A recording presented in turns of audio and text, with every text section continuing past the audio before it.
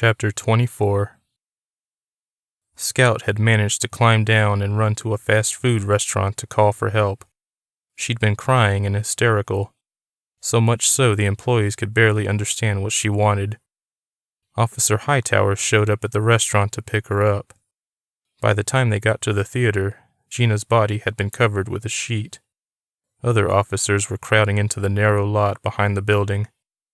Scout couldn't stop crying. Jaren and Duke showed up shortly after and consoled her. Once she was under control, she told Hightower everything that happened to her and Gina.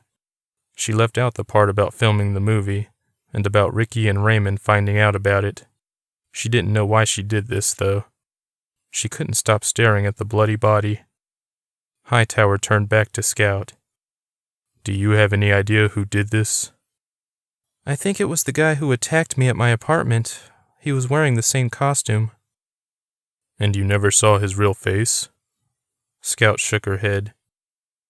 "It has to be Raymond Nelson," Duke piped in. "Who?" Hightower asked. "He's the brother of Ricky Nelson. You know, the girl whose boyfriend was killed in front of her weeks ago." "Why would it be him?" "He got hostile with us earlier in the theater. He seemed like he wanted to beat me up.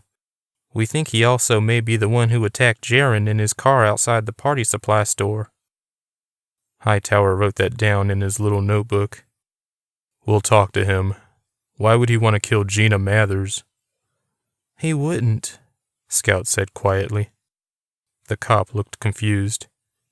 "But you believe he's the one who attacked you?" Jaren sighed. "We're making a movie about his sister.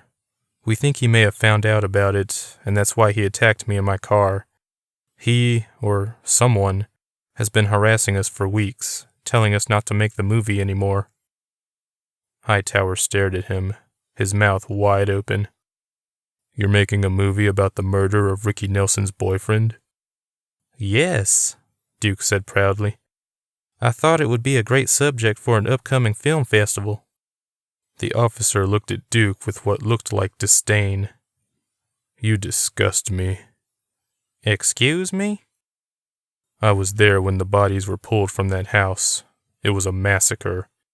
What gives you the right to profit off someone else's pain?" I... Duke was speechless. Scout saw Jaren smile at that. "Imagine," Officer Hightower went on, "someone killed one of your loved ones, and someone else wanted to make a movie about it. How would you feel?" "That would be awesome," Duke answered immediately. "I'd want a ticket to the premiere. That doesn't justify the brother of the victim going around and killing others." "Have there been others?" "Not that I know of, but Scout said this guy pulled a knife from his hoodie. He clearly had something planned tonight." Hightower nodded. Scout was barely paying attention, though. "Can I go now, officer?" she asked. He looked at her. "Yes, I'll speak with Mr. Nelson and get back to you. Meanwhile, I'll need you to come to the station." Scout nodded. "How's Mr. Anderson, my manager?" "He's fine, just a bump on the head. I can't help but wonder why this guy didn't kill your manager when he had a chance." Scout had wondered the same thing. "Can someone call Taylor? She was Gina's ex.